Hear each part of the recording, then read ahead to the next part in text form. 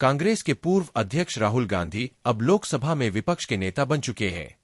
विपक्ष के नेता के तौर पर सोमवार को राष्ट्रपति के अभिभाषण पर बोलते हुए राहुल गांधी आज मंझे हुए नेता के तौर पर बोल रहे थे। 2014 के बाद शायद पहली बार लोकसभा में ऐसा मंजर था कि राहुल गांधी के स्पीच के सामने बीजेपी असहज दिख रही थी।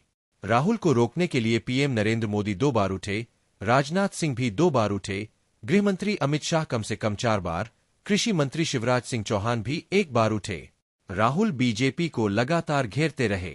यह भी सही है कि कई पॉइंट्स पर राहुल गांधी सदन को गुमराह कर रहे थे, पर भारतीय राजनीति में सदन में गुमराह करने का फैशन अब पुराना हो गया है।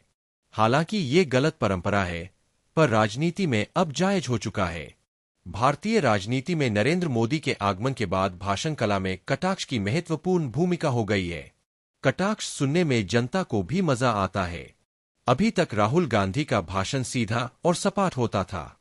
इस कला में प्रधानमंत्री भारी पड़ते रहे हैं, पर आज इस कला का परिचय राहुल गांधी ने भी खूब दिया और बढ़िया दिया। एक उदाहरण देखिए। राहुल ने पहले कहा कि प्रधानमंत्री ने बोला है, मेरा डायरेक्ट कनेक्शन है भगवान से। ये मैंने नहीं, पीएम मोदी ने बोला है। स्पीकर ने बीच में रोकते हुए कहा कि पीएम का सम्मान होना चाहिए। इस पर राहुल ने कहा, स्पीकर सर, मैं पीएम की इज्जत कर रहा हूं।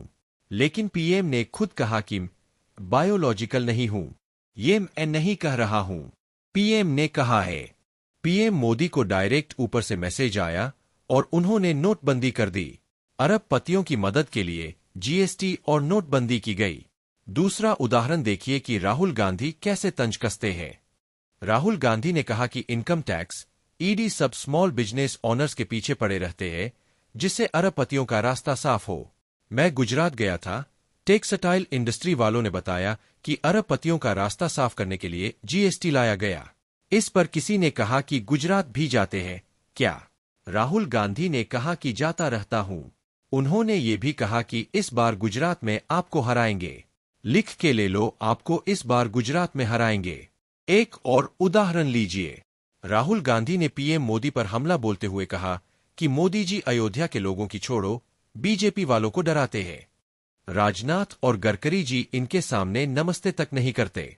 इसके पहले राहुल गांधी बता चुके थे, राजनाथ सिंह और गडकरी उन्हें हमेशा मुस्कुरा कर नमस्ते करते हैं। राहुल ने स्पीकर ओम बिरला से कहा कि आप मुझसे हाथ मिलाते समय सीधे रहते हैं, मोदी जी से हाथ मिलाते समय झुकते हैं। अमित शाह ने इसे आसन का अपमान बताया। इसके बाद ओम बिरला ने कहा कि हमारे संस्कार है कि बड़ों के सामने झुकना चाहिए और बराबर के लोगों से कैसे मिलना है। राहुल गांधी ने कहा कि आप सदन के कस्टोडियन हैं, आपसे बड़ा कोई नहीं है, आपको किसी के सामने नहीं झुकना चाहिए। मैं आपके सामने झुकूंगा, पूरा विपक्ष आपके सामने झुकेगा। लोकसभा में स्पीकर से बड़ा कोई नहीं होता, स्पीकर का बयान ही आखिरी होता है।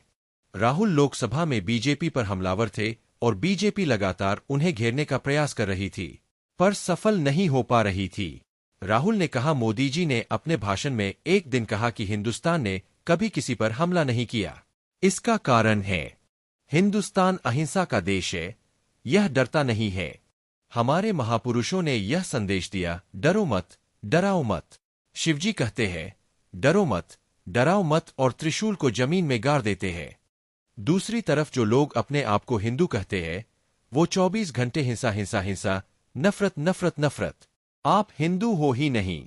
हिंदू धर्म में साफ लिखा है, सच का साथ देना चाहिए। राहुल गांधी के इस बयान पर एक समय ऐसा लगा कि बीजेपी इसे ट्रैप कर लेगी। सत्ता पक्ष के सदस्यों ने हंगामा शुरू कर दिया। पीएम मोदी खुद अपनी चेयर पर उठकर खड़े हुए और इसे गंभीर बात बताया। पीएम मोदी ने कहा कि पूरे हिंदू समाज को हिंसक कहना गंभीर बात है। इसके बावजूद हिंदू वाली बात मुद्दा नहीं बन पाया। राहुल गांधी ने कहा कि पीएम मोदी और बीजेपी पूरा हिंदू समाज नहीं है। गृह मंत्री अमित शाह भी उठे और कहा कि विपक्ष के नेता ने जो कहा, उन्हें इसकी माफी मांगनी चाहिए। इस धर्म पर करोड़ों लोग गर्व से हिंदू कहते हैं। मैं उनको गुजारिश करता हूं कि इस्लाम में अभय मुद्रा पर एक बार वो इस्लामिक विद्वानों की राय वो ले ले। यही नहीं, अग्निवीर, एमएसपी आदि के मुद्दे पर बोलते हुए राहुल गांधी को बीजेपी ने ट्रैप करने की कोशिश की, पर सफल नहीं हो सकी। अग्निवीर के मुद्दे पर देश को गुमराह करने का आरोप लगाते हुए राजनाथ सिंह 2 बार सफाई दिए। एमएसपी के मुद्दे पर शिवराज भी सफाई देने उठे। लोकसभा चुनावों में संविधान बचाओ नारे को मिले समर्थन के बाद से कांग्रेस को ये एहसास हो गया है कि झूठ या सही बस नैरेटिव गढ़ने से ही विजय संभव है। शायद यही कारण है कि कॉन्फिडेंस के साथ नैरेटिव सेट करने पर ही जो दिया जा रहा है। राहुल गांधी ने अग्निवीर के संबंध में जो भी कुछ बोला उसे तथ्यहीन ही कहा जा सकता है। किसानों के बारे में भी बोलते हुए उन्होंने कुछ बातें ऐसी की जिन्हें तथ्यात्मक रूप से गलत कहा जा सकता है। लेकिन राहुल गांधी जिस कॉन्फिडेंस के साथ अपनी बात रख रहे थे मायने वही रखता है। नेता का काम ही होता है कि वो सच या झूठ जो भी बोलो जनता उसे सही माने। इसलिए सही मायने में देखा जाए तो राहुल गांधी का भारतीय नेता वाला अवतार अब हो चुका है। गृहमंत्री अमित शाह ने शायद इसीलिए ही स्पीकर ओम बिरला से अपील की है कि तथ्यहीन बातों की जांच की जाए। राहुल गांधी आज अपनी स्पीच में शुरू से ही हमलावर रहे। बीजेपी जब तक एक हमले का जवाब तैयार करती तब तक राहुल दूसरा फायर कर देते। संविधान के साथ सत्ता पक्ष के व्यवहार पर हमला करते हुए उन्होंने सबसे पहले बीजेपी पर देश की जनता को डराने का आरोप लगाया।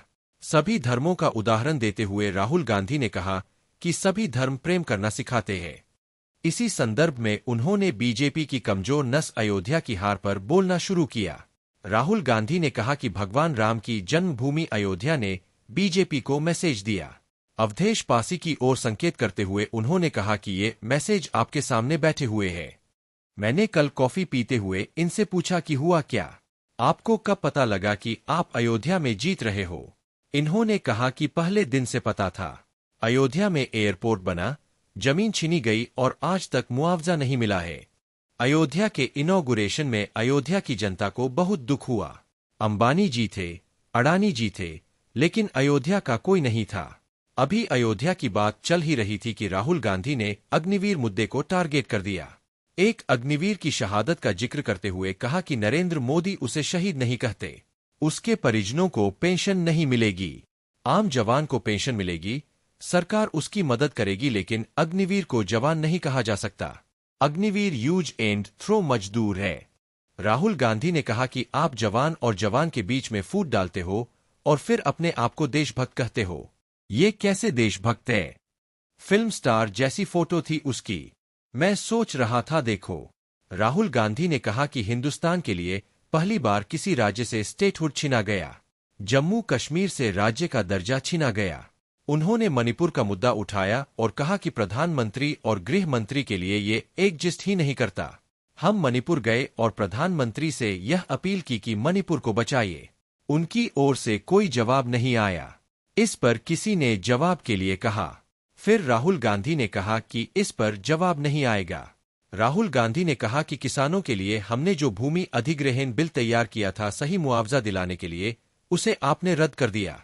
सत्ता पक्ष की ओर से ऑथेंटिकेट करने की मांग पर राहुल ने कहा कि कर देंगे ऑथेंटिकेट। उन्होंने कहा कि किसानों को डराने के लिए 3 नए कानून लाए। प्रधानमंत्री जी ने कहा आपके फायदे के कानून हैं। सच्चाई थी कि ये अंबानी अडानी के फायदे के कानून थे। किसान सड़क पर आ गए। आप किसानों से बात तक नहीं करते, आप गले नहीं लगते, आप उन्हें आतंकी कहते हो। आप कहते हो ये सब आतंकी है। इस पर अमित शाह ने आपत्ति जताते हुए कहा कि वे इसे ऑथेंटिकेट करें। आप नियमों के परे जाकर उन्हें रियायत दे रहे हो, ऐसे नहीं चल सकता। राहुल गांधी ने कहा कि हमने किसानों के लिए सदन में मौन की बात की, आपने वो भी नहीं किया।